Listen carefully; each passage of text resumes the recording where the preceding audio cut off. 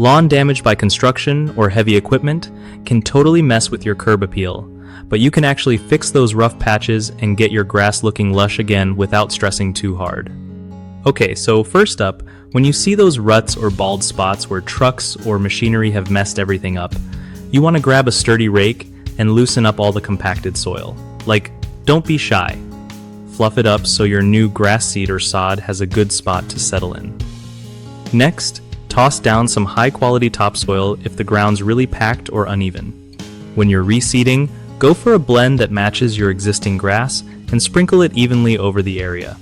Gently press the seeds in, then cover them with a thin layer of straw or mulch to keep birds away and help the moisture stick around.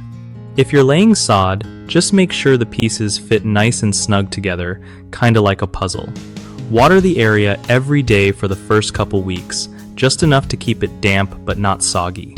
And don't walk on the new lawn until you see that fresh green growth happening. Give it a chance to settle in, you know?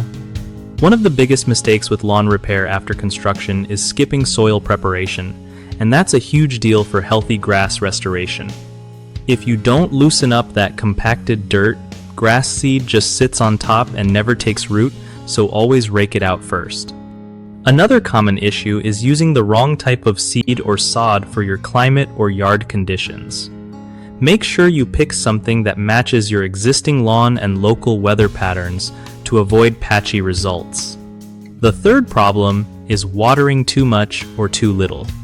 Overwatering can drown new roots, while underwatering dries everything out before it even gets going, so keep it consistently moist without flooding it.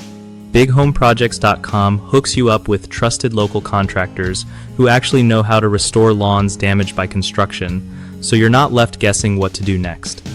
It also helps contractors show off their skills and land more jobs from homeowners looking for real pros in their area,